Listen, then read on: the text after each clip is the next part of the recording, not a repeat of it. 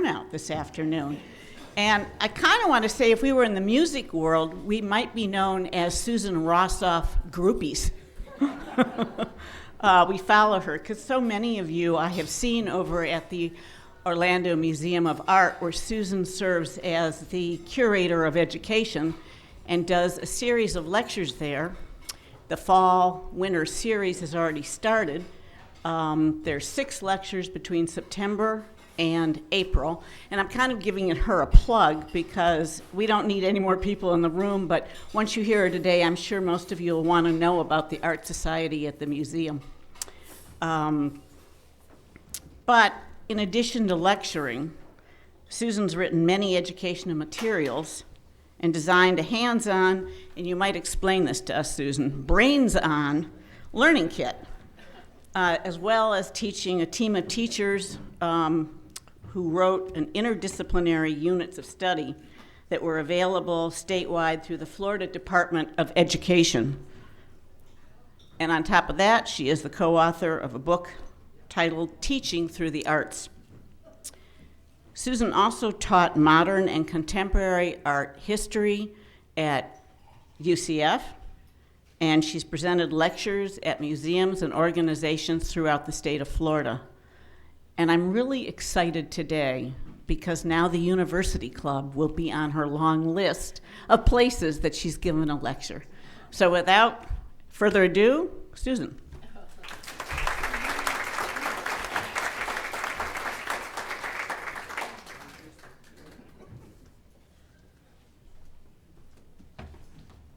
Hands on, brains on. Just, we like to be active. We don't like to always have to sit for hours and hours to listen. So we want to do something and use our brain. And so that's what I meant by hands on, brains on.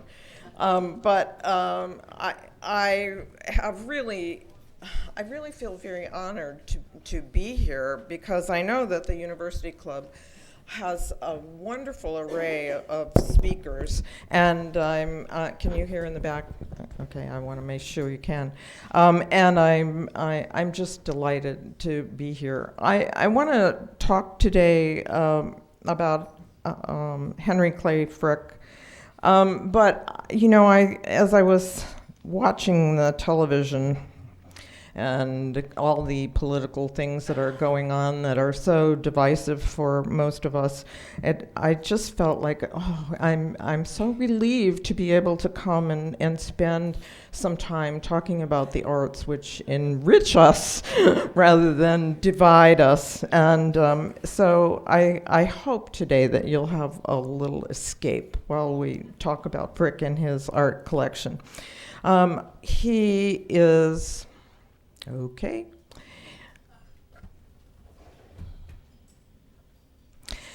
He always from the beginning intended for his home to be a museum, and he was anxious for the public to be able to have access to his collection. And he was not alone in building a great art collection, certainly. There are both men and women who have built great collections. But Frick put his masterpieces together sort of like stringing a necklace, masterpiece by masterpiece, bead by bead. And his friend, Andrew Mellon, was certainly another great collector of European masterpieces. He realized that the United States had no national museum, unlike all the other countries that he was visiting. And so he founded the National Gallery of Art and donated his works to form the core collection. And Joseph Hirshhorn, another one that I think is special, he collected both European and American art, but he established the Hirshhorn Museum in Washington and collected work that by many art stars like Alexander Calder, but he also took chances on very little known artists who are among the giants that we acclaim today, like Jacob Lawrence. And there are many, many more great collectors, but I think these three men established museums, and that was a special mark, maybe. And Henry Clay Frick was the first of the three to establish a museum. He was one of the original robber barons, and he made his fortune in the coke and steel industries and was a millionaire by the time he was 30. But this story that I want to tell you isn't about his business. It's the story of a man who came to know the very best in art and who gave it to the public along with his magnificent house, which had this elegant, peaceful environment. And I know a lot of you have been there and enjoyed the artworks in this unique situation. But his gift was equal to $117 million when he died in 1919, and that is quite a gift. His robust, world-class collection of Western art really features paintings from all the way from the Renaissance to the end of the 19th century. And he was a collector, I think, whose personal choices or personal life really affected his choices of art. He grew up on a Mennonite farm in western Pennsylvania. This was the little tiny house he was born in and lived in. It was the spring house to a mansion that was owned by his grandfather, but his mother didn't marry somebody that he liked. And so they lived in the spring house. And I think almost anyone would have had a better chance of being a collector and a connoisseur than Frick. He moved to Pittsburgh when he was 21, and he applied for a loan so that he could expand his ability to manufacture coke, which was an essential ingredient in making steel. And the Mellon Bank examiner who went to investigate Frick's financial reliability said that he might be a little too enthusiastic about pictures, but not enough to hurt. So his introduction to European art came when he and Andrew Mellon, who, as I said, became a lifelong friend, went to Europe with some of their pals. And in London, they happened to go to the Wallace Collection, which I'm sure some of you have been to too. It's a wonderful museum that's housed in a private residence and kind of a low-key museum. And the idea of exhibiting paintings and decorative arts together really became a model for Frick's collection. And after his return from Europe, he remarked to a friend that he noticed how much Americans were really enjoying seeing all these famous pictures. And so he said, I'm going to try and bring some here, where Americans may have the opportunity to see them without crossing the ocean. So Frick and his new bride, Adelaide Childs, eagerly studied art books like this one, a famous one by Edward Strahan, which covered the important American collections up to a certain period of time. And they really learned about European art by studying the book, but also on their honeymoon, they made it a point to go see a plethora of museums. And when they returned to Clayton, which was their Pittsburgh home, soon 4 children were born there. They decorated Clayton in a Victorian style, and they added artwork slowly. The paintings that are now at Clayton are the ones that Frick left behind when his family moved to New York. His very first recorded purchase came in 1881 when he bought a painting by George Hetzel, who was a leader of a group of regional Pennsylvania artists. He wanted paintings that were pleasant to look at and would create a peaceful atmosphere. And the landscapes he purchased often reminded him of the place he grew up in his youth. And he wasn't collecting quickly at this point. First of all, the economy had crashed in 1873, and he managed to get through that recession, but it was a huge struggle, and he didn't have a lot of extra funds. And he was also beset with a lot of personal trials and mammoth labor challenges, the best known of which is the Homestead Steel Strike, where he was responsible for brutally breaking the back of the Union. He hired a private force of Pinkerton Guards who killed about a dozen people as they were storming the factory, which was called Fort Frick, because it was so solidly built. And riots broke out, and the Pennsylvania governor had to call out 8,000 National Guardsmen to restore order.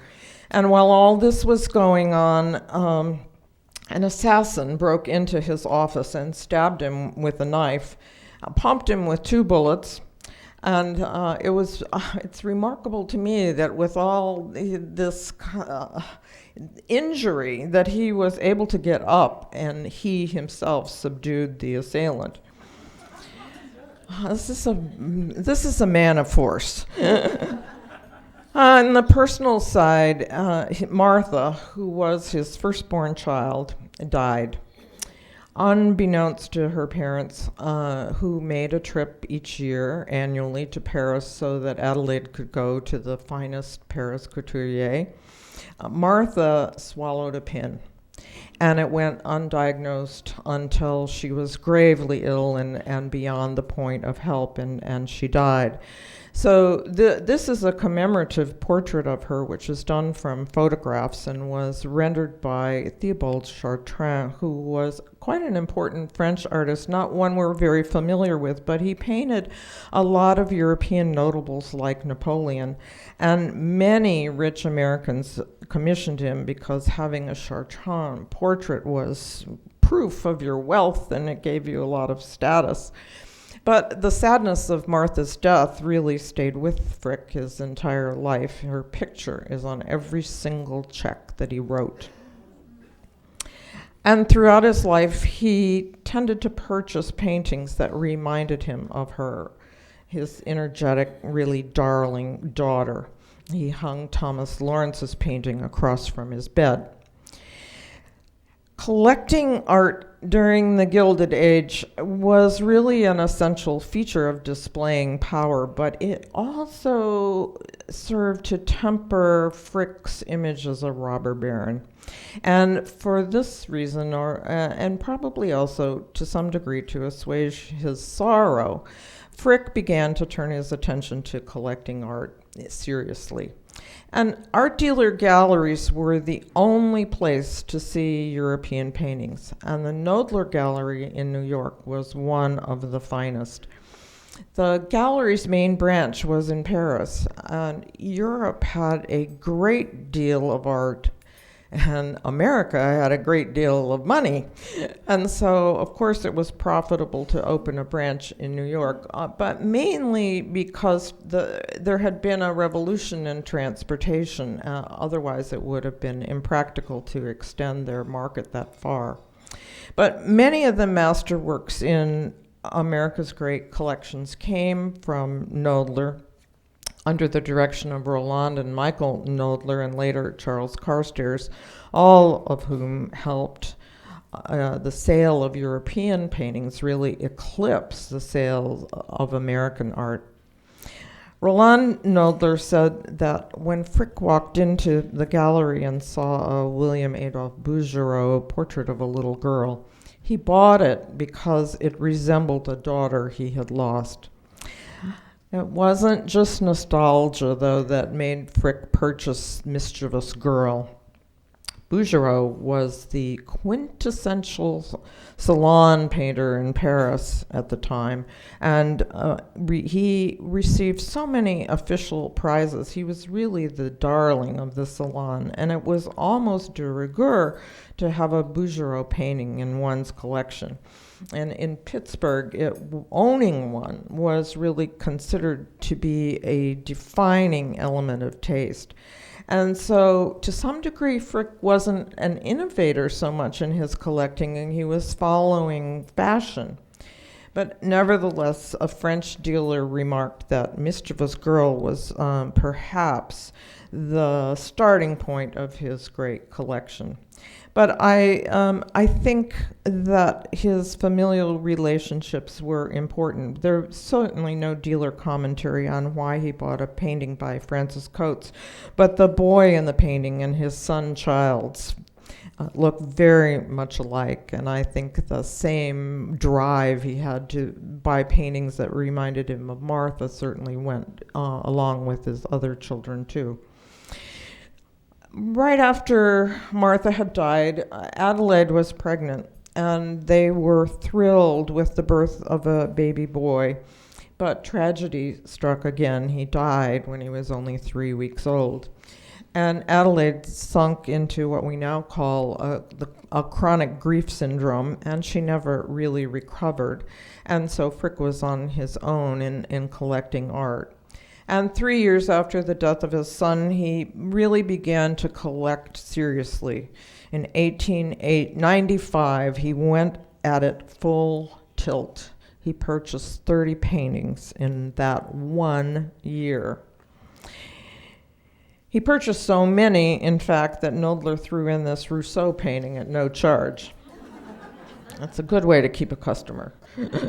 So now in his 40s, Frick confided to a banker friend that buying paintings gave him more real pleasure than anything I have ever engaged in outside of business.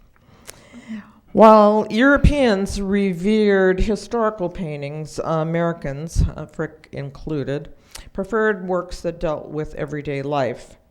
And as a new collector, he was purchasing a hodgepodge of salon-style paintings and drawings. They all fit in well at Clayton, and they were reminiscent of his early experiences growing up in Western Pennsylvania. He was drawn to Jules Breton's romanticized rendition of farm life. The weather is warm, the sunset is beautiful. This is a very idealized version of gleaning. And during the 25 years that he and his wife lived at Clayton, he was chiefly buying contemporary art. Now, when I look at this, I read it as an old painting, but this was done in Frick's lifetime, and so he wasn't, especially at the beginning, following the drive to collect names that were particularly important. One of the few American paintings that he purchased was by George Inness, whose late paintings were atmospheric landscapes that were all about color and light. And he also liked Jean-Charles Cazin, who's a rather minor French Impressionist artist who painted in a similar vein to Inness, eliminating a lot of detail to create these dreamy landscapes. And Frick told Knoedler to see that, quote, "The first opportunity at any of Mr. Cazin's pictures that you might consider masterpieces, and also anything else that may come up of any other first-class artist which you think is particularly fine, I want. Make sure I have the opportunity to get it." This painting of a couple strolling in the evening was reminiscent of the Sunday walks that Frick took as a boy, and he hung it in his office at Clayton. When he was more sophisticated, he asked Knoedler, "Why did you let me buy these simple paintings?" And the answer was, "You weren't ready for anything more." Later, like many others during the Gilded Age, he turned to European old masters. And in acquiring the Still Life with Fruit by Jan van Os, who is a Dutch painter, he had a work by an artist who put together this really fantastic combination of flowers and fruits, and they were the hallmark of Dutch still life paintings. These very opulent kind of confections were created for dining rooms of wealthy Dutch merchants originally. But in 1769, even with great wealth, it would have been impossible to assemble these flowers and fruits in one arrangement because they all come in different seasons. And we've kind of forgotten that because we get these year-round. But this was definitely an active imagination that worked on this. But despite his wealth, Frick was after value. So he traded 2 still life paintings by American artists that he had owned, and as a credit toward the purchase of the Van Os, which had a price tag of $1,000. Now remember that, because he's going to spend a lot more later on. He traded artwork repeatedly, eventually returning about half of the paintings that he purchased early in his collecting, including this one. He purchased Little Red Riding Hood in 1896, but returned it a decade later to purchase this muted Dutch landscape by an artist who advocated naturalism in art. To buy Lermite's haymaking, he returned to Kazan Landscapes for credit, and a decade later, he returned haymaking along with Jules Breton's gleaning when he no longer cared so much for farm pictures. He traded an Innis landscape, 2 fashionable Orientalist paintings, and Viber's kind of silly painting of a cardinal, to acquire Constant Trion's painting, which would still be considered contemporary art. But Tryon was known for painting landscapes with animals, and his style was quite fashionable among the Pittsburgh elite. So again, he's kind of following in the path of what he knows his contemporaries will recognize as good. 2 years later, Frick started making better choices. He purchased this painting by Camille Corot, whose landscapes often evoke a very poetic mood. He wrote a letter to Andrew Carnegie, who was a business partner, and he said that his Corot was not a large one in size, but immense in every other way. I think it is the gem of my collection. As a founder of the Barbizon School, Corot's primary interest was the depiction of light in naturalistic landscapes. He liked to paint village ponds as the light was always shifting. This is the grandest of the 4 Corots that Frick purchased, and he traded an Innis landscape of a setting sun to get it. Corot liked to sketch outdoors, but he painted his recollections back in the studio.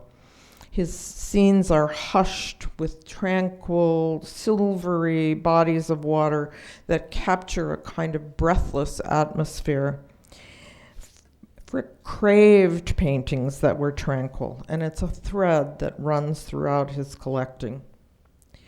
Along with Corot, the 5 or 6 greatest landscape painters of the era were Meindert Hobbema, John Constable, J.M.W. Turner, and Frick acquired landscapes by all of them. Throughout his career, Hobbema, who was a Dutch artist, repeated elements like the variegated foliage and these little picturesque cottages and a winding road, of course, and skies with beautiful windswept clouds. It was like you could look at 1,000 of them, and they all to some degree were the same, and yet each one had a considerable amount of freshness. And this important painting by John Constable hung in Frick's New York mansion. The bishop who commissioned the painting is walking along the path with his wife down here, and he's pointing to something about the cathedral. Constable's landscapes had a formula that usually included some interesting clouds, a meadow, water feature of some kind, and animals. And he recreates this feeling of the cathedral rising out of the surrounding plain by framing the cathedral between tall trees that soar off the canvas. They not only echo the rising lines of the cathedral spires, they suggest soaring spirits, which, after all, is what cathedrals are supposed to help us feel. J.M.W. Turner's paintings resonated with Frick so much, he purchased 5 over a 15-year period. And this one is so quiet. When I first saw it, it didn't entrance me at all. And I thought, oh, this is not anything happening here. But I've seen it a number of times, and after you look at it several times, you begin to notice in the details. Part of the lawn has been cut. And there's this tiny little gardener with a scythe who is, and a wheelbarrow nearby that he'll use to carry away the clippings of the grass. And there are two men at the wall back here who are watching the boat traffic on the Thames. But Turner really made his reputation on seascapes. And the name Van Goyen in the title here refers to a Dutch landscape painter who's out on the water looking for inspiration. The whitecaps on the waves make it far from a placid scene, but it's a lot calmer than Turner's painting of a stormy sea with the water swirling, where the wave rising on the left really carries our eye right up to the threatening dark clouds that seem almost to press down on the central fishing boat. The boat heels at this extreme angle, which adds a sense of danger to the painting. And Frick knew the Dieppe harbor in northern France because it was a key port for goods going to England, and it really bustled with commerce, especially during the Napoleonic Wars. But Turner's painting is more about the dramatic effects of sunlight than it is about a place. He manages to paint the sun twice, once in the sky and once reflected in the water. We aren't really too aware of the bevy of activity taking place dockside, but there's a lot of detail there. And at the same time that he was working on the painting of Dieppe, he was painting Cologne, which was an ancient Roman city that became a major commercial hub during the Holy Roman Empire and still had a medieval look at the time that Turner visited. Here, the sun is off stage, and a sense of stillness really permeates the scene.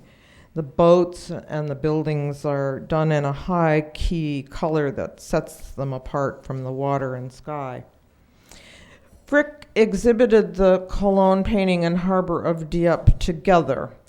One is set at dawn and the other at dusk, and he felt that you could really compare how Turner handled the changing light. And he loved to give tours of the artwork in his house, and so these were hanging across from each other in a hallway.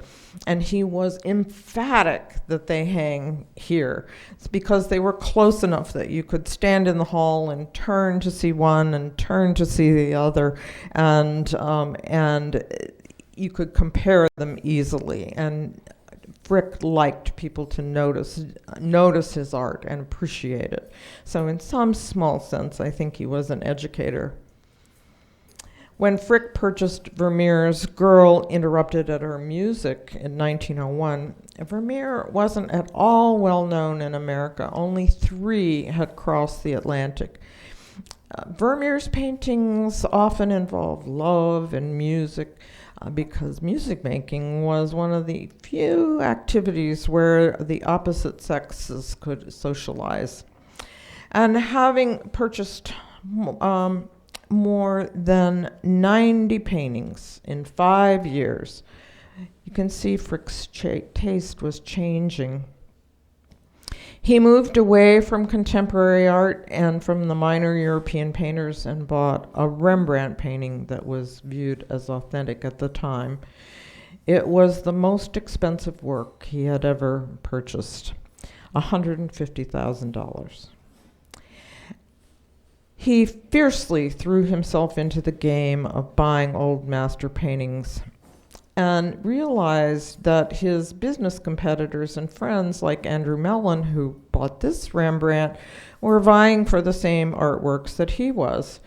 And so he kind of greased the wheels a little bit. And over the next 20 years, dealers regularly offered Frick first refusal on the most highly esteemed Rembrandt paintings that they handled.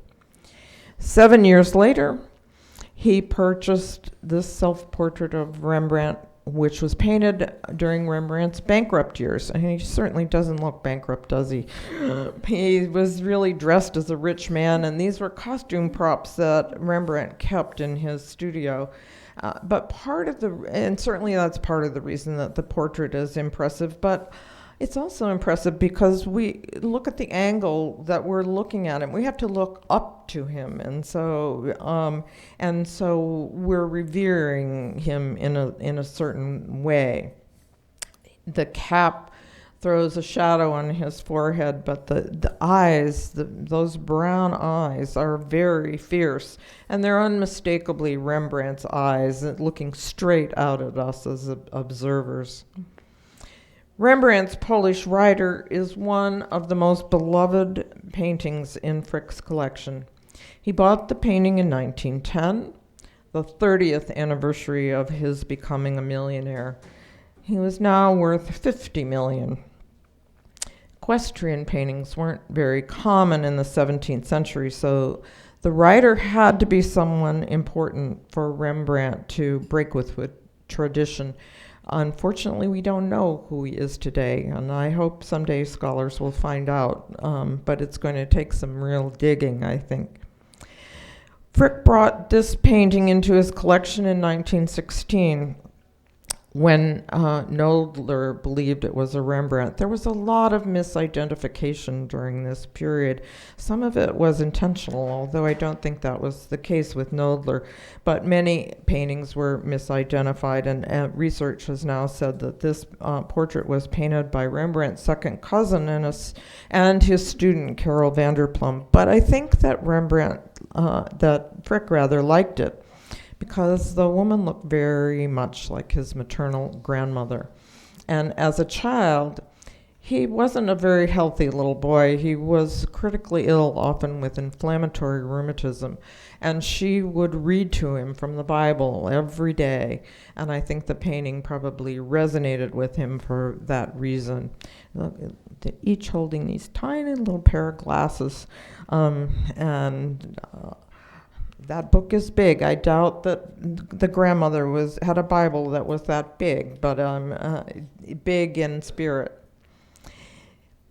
In 1905, Frick purchased a portrait of a Genovese nobleman, the first by Sir Anthony van Dyck, a Belgian who hailed from Antwerp. And Frick would end up owning more paintings by Van Dyck than any other artist.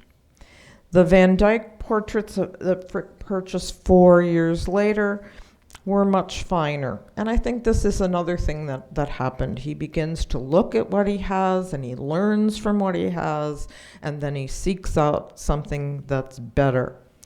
Van Dyck was only 20 years old when he painted his friends, artist Franz Snijders and his wife. And the paintings had been separated during the French Revolution, and Frick had a particular pleasure in reuniting the two.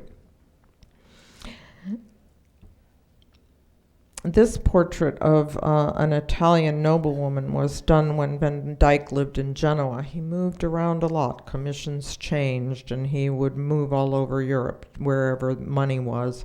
And portraits for Frick to buy were 3 times more expensive than portraits of men. But you'll notice that the predominant portraits in his collection are of women, because like Van Dyck, you like to capture the curls in a woman's coiffure and the amazing embroidery on dresses and the lace on collars, all of which provide a wonderful opportunity for bravura painting.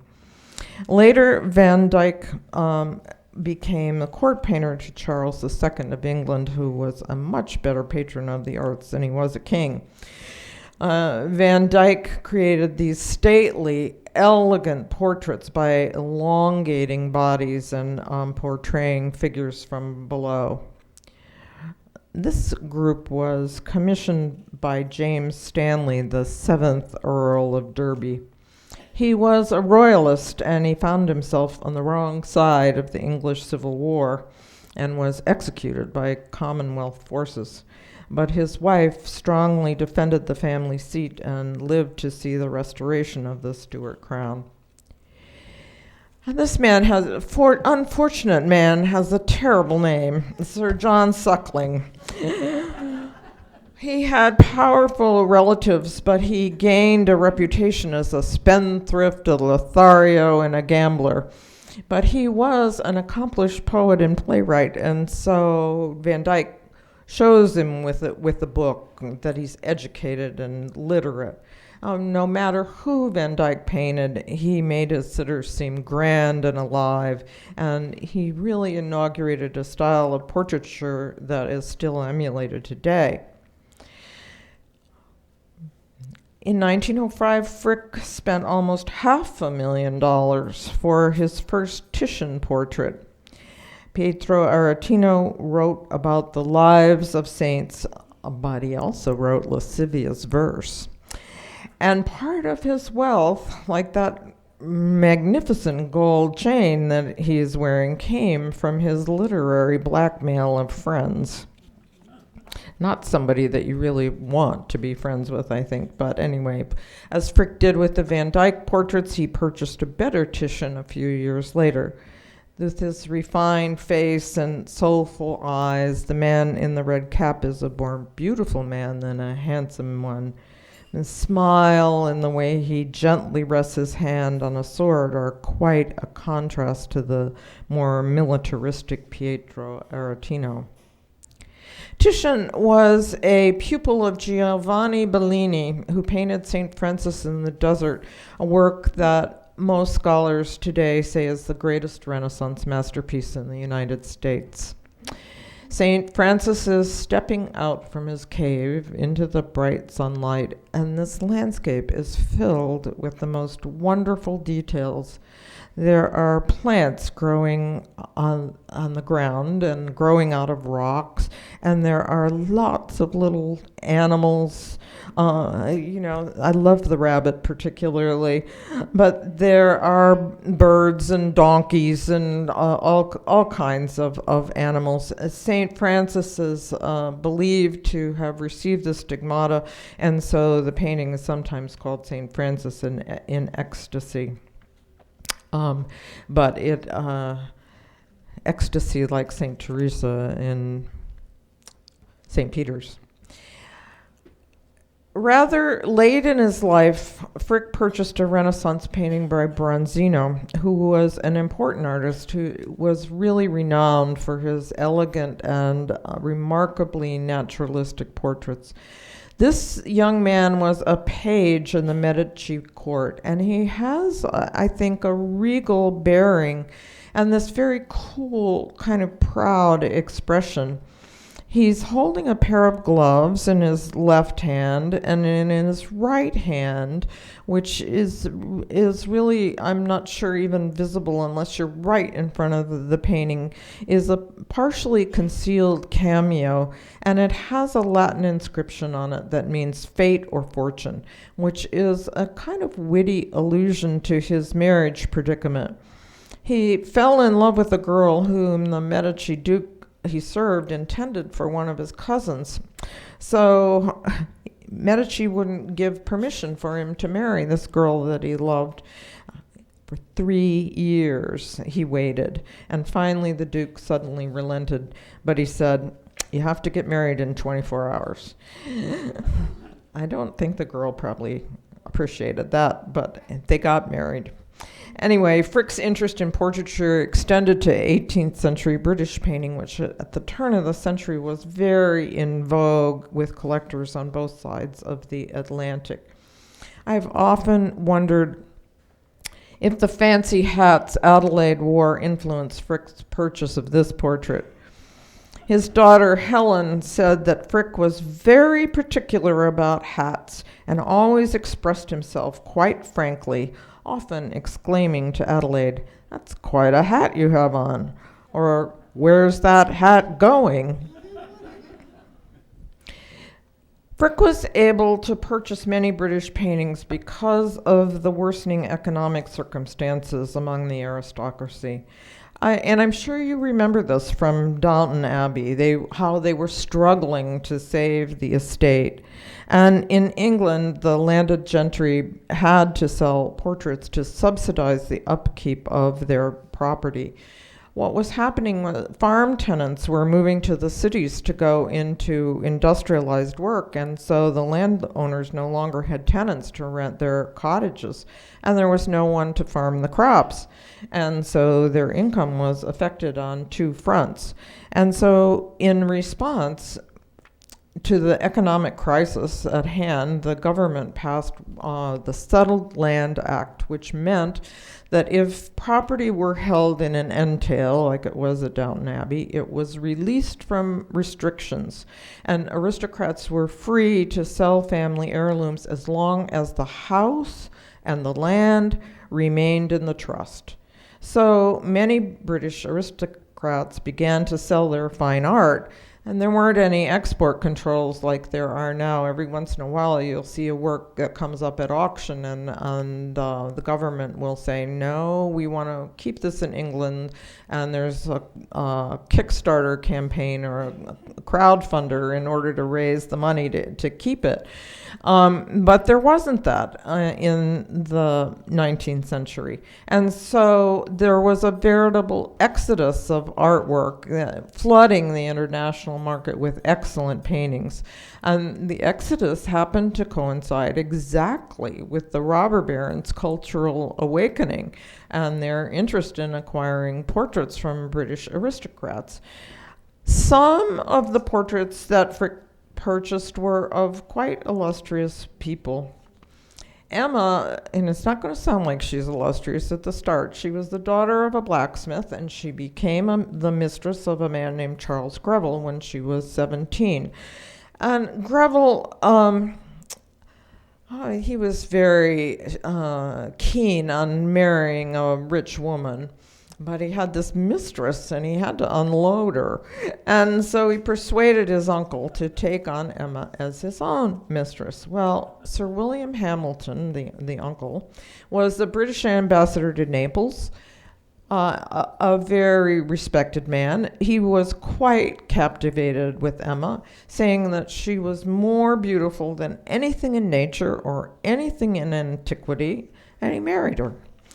And subsequently, to thank him, she had a very notorious affair with Horatio Lord Nelson. But Frick was very enamored with her and also kept her portrait in his bedroom. Julia, Lady Peel, who married Britain's Prime Minister, Sir Robert Peel, undoubtedly attended many formal occasions that necessitated a white satin gown, a fur-lined coat, and these bracelets that encrusted with jewels. In the Gilded Age, it was almost impossible to wear too many jewels. We wouldn't think too highly of this today, but this was culture. You showed off everything you had. And if you look at the detail that he painted in this portrait, you can really see why a critic claimed that the painting was among the highest achievements in modern art. Frick thought his daughter, Helen, looked a lot like Lady Peel, and so at home he'd say, "There's Lady Peel." And after Frick acquired El Greco's painting of St. Jerome, Helen would retort, "And they say you look like El Greco's saint." So there was obviously some repartee, humorous repartee between them. But the solemn tone of El Greco's portrait really fits the 4th century Roman scholar. When he became a Christian, he dedicated himself to translating the Bible from Greek and Hebrew into Latin, which was the most common language at the time. His hollow cheeks and his long white beard give him a very intense spiritual expression, which is accentuated by the elongated look that El Greco was known for. It was customary to show Jerome in a cardinal's robe, although that office didn't exist in his own lifetime. El Greco's painting was hung in the living room, centered over the fireplace, still there. So it's the first thing you see when you enter the room. When Frick retired from the steel business, he moved his family to New York, and he rented William Vanderbilt's Fifth Avenue mansion for 10 years at $50,000 a year. Frick would need every bit of those 10 years to build his own home. Most of Vanderbilt's large art collection had been removed, and so Frick could hang his own paintings in the large picture gallery.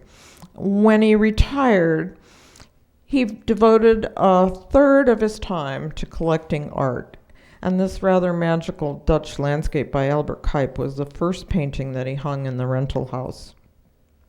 The rest of Frick's time was spent on philanthropy and investments, which included searching for a suitable site on which to build a new home. And he decided to purchase the Lenox Library building, which he fully intended to demolish. And he added a parcel of land next to the library so that the home would run the entire Fifth Avenue block between 70th and 71st Street. But he had to wait for the new library building on Fifth Avenue at 42nd Street, the one you know today in New York. It had to be completed before the Lenox Library could move. And so construction on his home finally began in 1912, which was 6 years after he had moved to New York. He had hired Thomas Hastings as his architect, as he was dedicated to building in the neoclassical style, and Frick's instructions were to design a house that was simple and conservative in every way, which was probably because staying in the Vanderbilt's home there was so much opulent detailing, and he got tired of it. And I think contrasting these two, you can really get the point of that. But uncharacteristically, he neglected to tell Hastings that his home was going to become a museum. And so it took almost 2 years to get a plan that was appropriate. His family didn't move into the house until 9 years after they moved to New York. But in the meantime, he was busy buying more paintings, including another Vermeer. Light from the window floods the face of the girl who's entertaining a suitor. The map of Holland, by the way, is oriented with the west at the top, in case it's a little confusing. The chairs are the same that appear in the first Vermeer that we looked at. Vermeer positioned both couples at the window to take advantage of the light, which was a format that he used frequently. Another exciting moment came when Frick reunited Raeburn's portraits of Mr. and Mrs. Cruikshank. He had purchased the portrait of Mrs. Cruikshank in 1905, and then 6 years later, the painting of Mr. Cruikshank came up for auction, and he had authorized Knoedler to purchase it on his behalf. Frick added to his collection of British portraits, but now he also worked with the infamous Sir Joseph Duveen, a European-based dealer who had recently opened a New York gallery. Duveen was wily, charged high prices, and was as arrogant as he looks. But he sold to almost every important collector in the United States. He had a network of people who kept abreast of aristocrats like Lady Duncombe, who were ready to sell their artwork. Even though Lady Duncombe had brought a large fortune to her marriage, her husband managed to end up in debtor's prison, and so her portrait had to be sold, and Duveen was at her doorstep. Frick bought vases and sculptures from Duveen, but he liked dealing with Knoedler when it came to buying paintings. But Duveen, of course, wanted all of Frick's business. So the two were having dinner one night when Duveen managed to wring from Frick that he wanted a certain painting, which Frick didn't name, but it was Gainsborough's Mall in St. James Park. And Frick wanted it because he liked to sit by the window in his enamels room and watch the ladies walk down Fifth Avenue. And so Gainsborough's pictures of ladies strolling in the park in all their finery really appealed to him. So, doing superb espionage work, Duveen found out that the Gainsborough painting that Frick was what Frick wanted, and he learned that it was about to be sold to Knoedler. So Duveen sent a representative to the owner of the Gainsborough with £1,000 as a binder and a promise to outbid anyone who was vying for the painting. So the next time that Duveen dined with Frick, he found him very depressed. And when Duveen asked him why, he said, well, I really didn't get the Gainsborough that I wanted. And Duveen just lived for moments like this. Why hadn't Mr. Frick told him that he wanted the painting? Duveen had already bought it. Mr. Frick must understand that he had only to ask Duveen for anything he wanted, and Duveen would get it. Duveen nobly added that he would sell it to Frick at his cost, $250,000. And he felt he had taught Frick a lesson in the nicest possible way. Sometimes Duveen lent artwork to patrons. He sent this painting to the Frick mansion on approval. Adelaide didn't like these long faces on the men or their prominent eyelids, and said she would not like to see those curved noses every day. So it went back, and the painting is now in the Louvre. In 1913, Frick was purchasing furnishings for the house, most of them purchased from Duveen. But he still trusted Knoedler Gallery and Charles Carstairs, who ran the New York operation by then. And over an 11-year period, Frick purchased 229 paintings from the gallery and spent nearly $7.5 million. He spent an additional $4.5 million on purchases from Duveen. He brought priceless sculptures and accessories of all kinds, most of which were French, and furniture like this commode, which often had elaborate marquetry, and often these pieces had belonged to someone illustrious.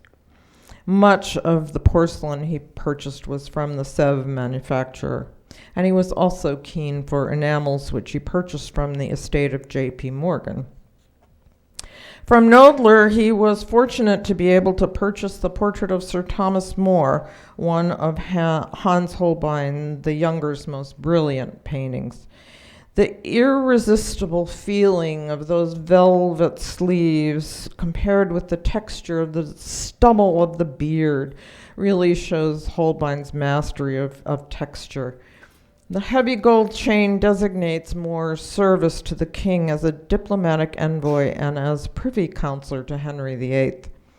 Later, he was appointed Lord Chancellor, but he resigned that office over Henry's divorce from Catherine of Aragon. He refused to subscribe to the Act of Supremacy that made Henry the head of the church, and for that he was convicted of high treason and beheaded. As he enjoyed reuniting the portraits of the Snyders and the Cruikshanks, Frick took great pleasure in buying Holbein's portrait of Thomas Cromwell, and I can somehow just see the glint in his eyes as he hung the portraits facing each other, because Cromwell was responsible for More's execution.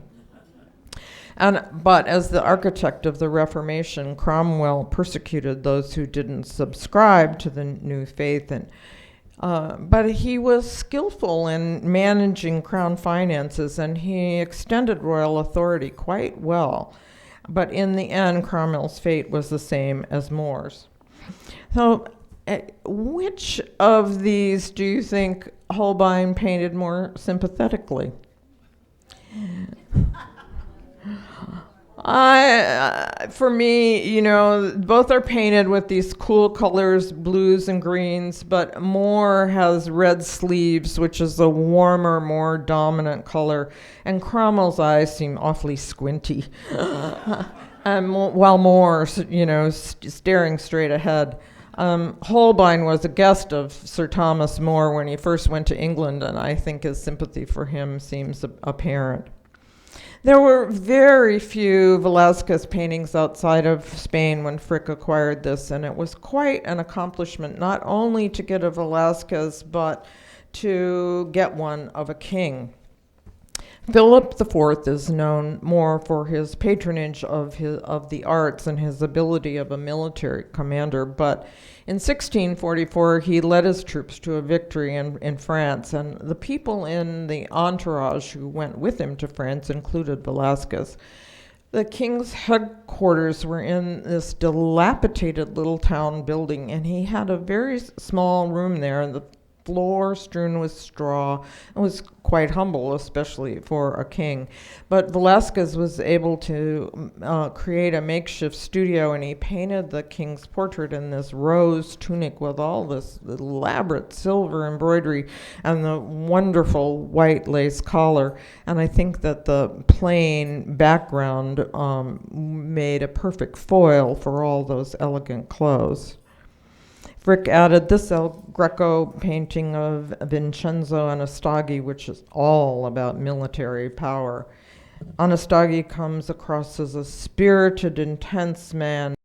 He led the Knights of Malta to a heroic defense of that island during a massive Turkish siege, and he was an expert in fortifications, and he was later named the sergeant major of the Castel San Angelo in Rome, but you can see El Greco painted this early before he began to elongate figures, and you can just see here,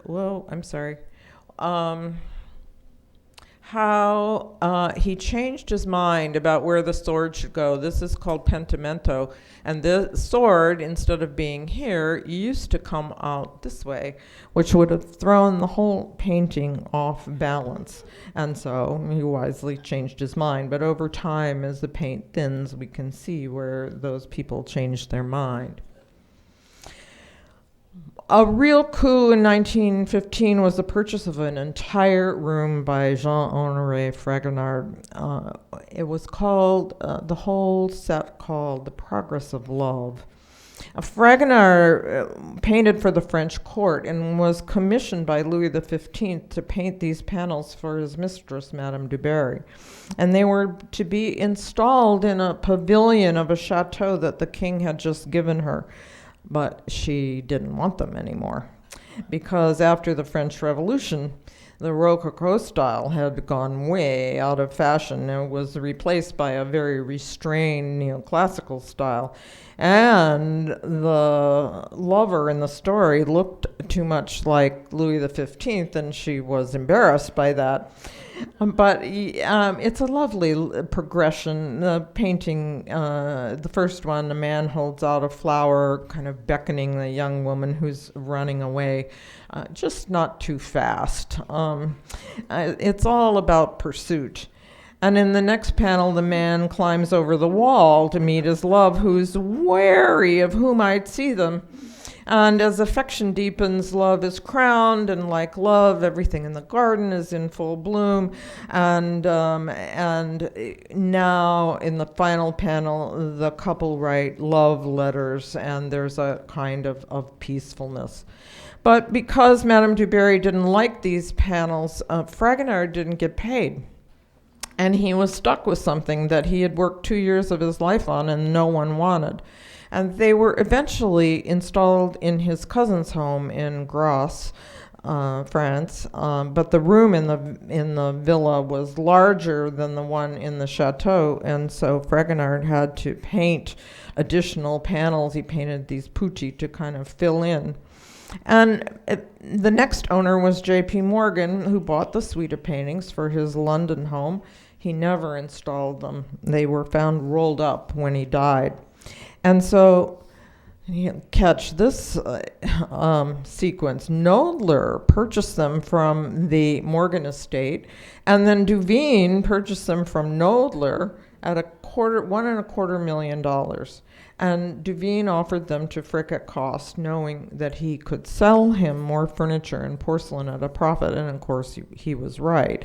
But they were installed originally in Adelaide's boudoir, and after her death, when the house was converted to a museum, the Boucher panels moved to the first floor. Uncharacteristic of the courtly period where Fragonard and Boucher were contemporaries, really. The panels that he painted were flowery and sweet and showed children imitating activities of grown-ups. And these were installed as well. They're hard to see because they're so little, but they're worth looking at in more detail when you go to the Frick next. Nodler brought modern art back to Frick's attention, and he purchased this bullfight painting by Edouard Manet, a work that I think seems very out of character for Frick. And it was not a painting that was admired at the Salon. In fact, it was pretty disparaged by most critics, and Manet ended up cutting it up in pieces and adding to it so that each one would become a standalone work. Unlike some of his American contemporaries, Frick showed very little interest in the Impressionists, and his acquisitions were limited to this painting by Renoir, Degas painting of dancers at a rehearsal, and 2 landscapes by Monet, of which only the large one remained at Clayton, and the other was returned to Nodler. With his emphasis on European artists, Whistler, who was an American, is perhaps an anomaly.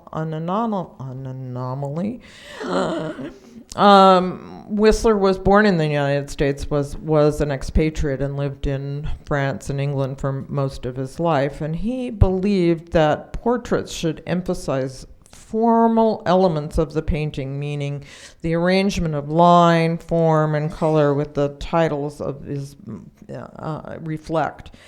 It was more important to him that the colors be harmonious than that there was a likeness of a person. Lady Muir, on the left, married a man who was heir to a brewery fortune, and she had been an actress. She worked in a casino where she met her husband, and her behavior was considered outrageous. At a fox hunt once, she arrived on an elephant, for example. So she had to do something to make her husband's equal, and she felt that a portrait by Whistler would help her claim her place in the world. And the lady on the right is Mrs. Leland, who was a friend and patron of Whistler's. And she, isn't it interesting that the patron is the one who has her back toward us? All we see is this composed profile, her beautiful auburn hair, her hands and arms visible just through the transparent sleeves of her dress. When Frick was dangerously near death, he chose to lie in front of the fire and look at Hogarth's portrait of Miss Mary Edwards. Frick liked stories about the people in his portraits, especially ones who were clever. At 24, Mary inherited her father's estate, and she was one of the richest heiresses in England. She had suitors galore, and unfortunately she chose the wrong one. Her husband squandered her fortune gambling and started transferring her stocks into his own name. And so, to save her fortune, she destroyed all the marriage records of her marriage, which made her son illegitimate, but saved her inheritance. One of Frick's last purchases was The Mistress and Maid, his third Vermeer, making his collection have more Vermeers than any other private collection. And you have to go to New York to see them because, according to his will, nothing from the collection may ever be lent. Frick died 4 short years after moving into his new house. No doubt, had he lived longer, he would have kept collecting, for collecting was not only a respite, it helped him divest the image of the robber baron. As he grew in knowledge, his acquisitions were carefully considered, and he clearly loved his artwork, calling them his babies. The paintings he bought are magnificent, but I think they also make us think about human nature and the natural world, about society and spiritual life. He wasn't given to effusive comments about why he founded a museum. All he would say was that it was an act of patriotism. To some degree, he collected because it was the fashion. To some degree, he collected paintings that touched his heart, and others simply because they were magnificent or important works. But aren't we lucky that he collected so many fine artworks with the intent of sharing them with us? Because without question, today, the Frick collection both inspires, educates, and enriches our experiences.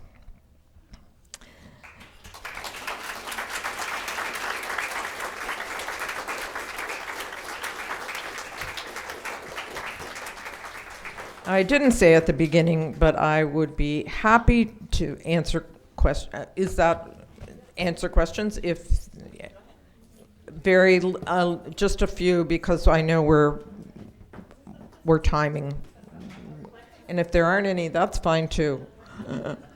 Wonderful. Thank you so much. I've really enjoyed being with you.